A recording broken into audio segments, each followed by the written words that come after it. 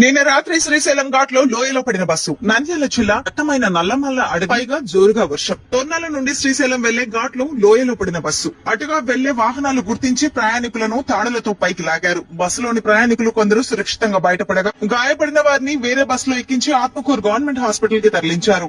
పూర్తి వివరాలు తెలియాల్సి ఉంది.